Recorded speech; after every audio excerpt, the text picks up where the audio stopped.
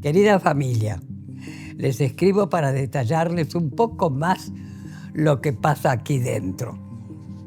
La mañana del golpe nos informaron que se lo suprimía todo. Era la incomunicación total. Por lo que leemos en los diarios, queda claro que este proyecto lo han venido elaborando hace mucho tiempo.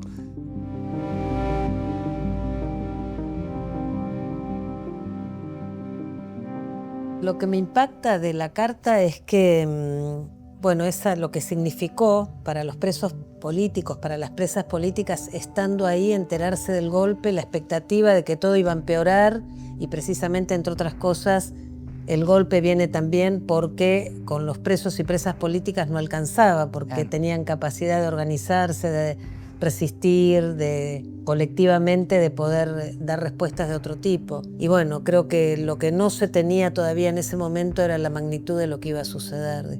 Quienes militaban sí entendían, ¿no?, que venían tiempos muy difíciles. De palabras de papá, por ahí cuando él viaja a Italia antes del secuestro de mamá le pide que cualquier cosa que pasara mientras él estuviera afuera, que mis hermanos se quedaran con él, o sea, que crecieran junto con él. Y papá la tranquilizaba, le decía, no, pero vos tranquila, no va a pasar nada. Y mamá y Cristina le decían, no, esta vez es distinto. Ella tenía, ¿no?, como ese presentimiento de que lo que venía era mucho más difícil de lo que ya habían atravesado. Tengo la fortuna de contar con un audio en donde encuentro la voz de mi mamá y de mi papá. Y en ese audio relatan y tenían conciencia clara de que muy probablemente no iban a estar más ellos. Y en ese relato que encuentro en el audio de parte de los dos, tanto de mi viejo como de mi vieja, y después, bueno, de ustedes, uno escucha justamente hablar de eso, de decir, bueno, nosotros ahora estamos arriesgando nuestras vidas, estamos sabiendo que quizás el día de mañana no estemos, pero sí van a estar nuestros hijos. Mi mamá tenía un embarazo muy reciente, de un mes aproximadamente, por lo tanto, ni siquiera ella posiblemente sabía que estaba embarazada. Hubo una tía materna, una hermana de ella, que la vio poquitos días antes del secuestro y no le contó que estaba embarazada, así que suponemos que ni siquiera ella sabía que estaba. La secuestran y para mi grupo familiar, ella pasó a formar parte de la larga lista de desaparecidos de nuestro país, sin imaginar siquiera que ella podía estar embarazada y que podría haber transitado meses y meses de embarazo en un centro clandestino de detención, tortura y exterminio como fue Campo de Mayo, el lugar de mi nacimiento. Apenas fui restituido, lo que no deben cambiar y lo que quise cambiar en primera instancia fue mi apellido. Mi apellido antes era García de la Paz, que era el apellido de mi apropiador. Y el nombre tardé mucho tiempo, quizás no por una cuestión de decidir sacarme el nombre Martín, que era mi nombre anterior, sino más bien porque no sabía qué nombre ponerme. Me costó mucho elegir el nombre. Hasta que pasaron 4 años y después de esos 4 años decidí ponerme el nombre de mi papá. Carta a mis pequeñas hijas, 8 de abril de 1975. Querida Laura Beatriz, querida María Eva, yo no sé qué va a ocurrir conmigo. Por eso les escribo. Si me matan, como matan a tantos todos los días, quiero que sepan ustedes que hubo un papá que las quiso mucho, que les dio todo lo mejor que pudo darles y que luchó por ello, por una justicia social y realista, empleando como única arma las ideas, rebelándose siempre contra la mediocridad y la inmoralidad. Con cariño, con amor, el papi que las ha querido tanto. Bueno, él sabía que iba a morir, como la poesía que me dejó a mí Alejandro, entre otras, que es una despedida, que él sabe que va a morir. Alejandro también sabía que iba a morir. Ellos querían vivir, querían mucho por hacer, mucho. No se lo permitieron. Tenían planes, querían cambiar ese mundo que les tocaba vivir y no les permitieron vivir. Por eso se la arrancaron. Ellos no dieron la vida, Que pensaba el valor que tiene esa carta, el valor, la importancia para esas hijas. Pensaba también cómo destaca la decencia y se manifiesta contra la inmoralidad. Me parece fundamental, reivindicar eso, ¿no? Contra la mediocridad, contra lo inmoral, porque son los valores de esa generación que le está transmitiendo a sus hijas también. Siempre digo que para mí es un honor haber sido parte de esa generación y que hoy, viendo el mundo actual que vivimos, creo que fue una generación muy noble, con una entrega privilegiada. Además, Ana María, cuando todavía alguno dice, por algo será que se los llevaron. Y nosotras, con mucho orgullo, decimos, claro que fue por algo. No fue ni por estúpidos ni por perejiles. Eran militantes políticos, ¿verdad? Exactamente. Algo habrán hecho, sí. Luchábamos claro, por una sociedad más justa. Tanto mi familia paterna como mi familia materna era la militancia de sol a sol. Era la militancia de sol a sol. Mi familia es oriunda del Chaco. Su militancia radicaba principalmente en los barrios. Y ahí también nacían, en la militancia, hay más allá de las grandes historias de lucha, hay grandes historias de amor. Mi papá iba a ser cura, estaba llevando adelante los estudios y es ahí cuando conoce a mamá, Cristina, y se dio cuenta que no podía, ¿no? Con las dos cosas era o seguir los estudios para cura o vivir ese amor, y tomó la decisión de estar con mamá. Y ella empezó a acompañarlo en la militancia, también a ir a barrios humildes, barrios carenciados, a alfabetizar a chicos, adultos. Y era donde más se necesitaba, ¿no? Creo que eso es lo que a ellos los impulsaba, ¿no? La necesidad del compañero, del que está al lado. Y esos ejemplos, ¿no? De lucha, de enseñanza, de querer un mundo mejor. Si es algo lo que hicieron fue eso. Luchar por un mundo mejor. Y entiendo mucho el porqué, ¿no? Entiendo de esa lucha, de esa militancia de mi abuela Nélida, que nunca bajó los brazos, que me sigue buscando, sin saber si había nacido o no. Mira. La lucha de mamá por llevar adelante ese embarazo y dar su vida para que yo naciera. Es una caricia al alma, es una forma de sanar. Hay heridas que van a estar siempre. Yo no voy a tener la posibilidad de volver a ser chico, de tener una infancia con mis hermanos, pero el poder ver a mis hijas crecer en la verdad me da una revancha, ¿no? De decir, pude hacer que su realidad fuera otra, ¿no? Que ellas sí vivieran en la verdad. Fue muy especial el día que me dan la noticia. Me recibió Manuel junto con Claudia, la hija Estela de Carlotto, y entre los dos me dan la noticia. Me dicen que había dado positivo, que no había margen de error porque mi sangre se comparó con la de papá, que mi apellido era Santucho, y después de esto me empiezan a mostrar fotos. Primero la foto de mamá, Cristina Navajas, que fue secuestrada en julio del 76 con 2 meses de embarazo, que pasó por varios centros clandestinos hasta el último, que fue el Pozo de Banfield, que fue ahí donde yo nací, y que está desaparecida. Luego la foto de la abuela Nélida, integrante de Abuelas de Plaza de Mayo, de sus inicios, que me buscó por muchos años hasta el 2012, que fue cuando falleció. Luego siguió la foto de papá. Me dicen que estaba vivo y que tenía 3 hermanos, Camilo, Miguel y Florencia. Y en un momento Manuel me ve tan feliz que se anima a preguntarme si yo me animaba a hacer una videollamada con uno de mis hermanos. Mi hermano estaba de vacaciones, estaba visitando a Camilo y a Flor, que viven en Roma. Y en el momento de la videollamada estaban en una plaza, en un lugar público, paseando la perra. Y Manu no sabía cómo decirle, era muy difícil dar la noticia, hasta que le dice, Tano, sentate porque te tengo que contar algo. Y mi hermano le dice, no me jodas, con eso no se jode. Y Manuel le responde, no me jodas, en serio, recuperamos a tu hermano. Tu hermano está acá, está al lado mío y te quiere conocer.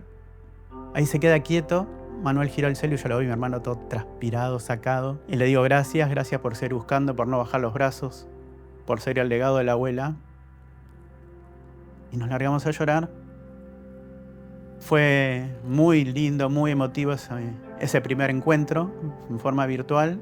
Y yo no podía creer. Cuando me conecto a la videollamada y veo a mis 3 hermanos juntos, sentir que ese era mi lugar, que ahí tendría que haber estado siempre. Y Flor que lloraba y después se reía y volvía a llorar. entender que mi hermano mayor se llama Camilo y yo a mi hija le puse Camila. Es entender que mamá me transmitió ese nombre. Estaba ahí. Querida mamá, papá y familia, ¿cómo andan? ¿Todavía de vacaciones? Yo aquí ando, cosa rara, escribiendo a la hora de la siesta, viendo desde el ventanal nuestro pequeño jardín. Las calandrias vienen a los gomeros y escucho gorriones.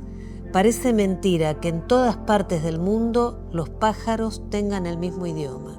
Esta, entre comillas, ambientación es en respuesta a los reproches que siempre me hacen porque no les cuento nada de lo que me rodea.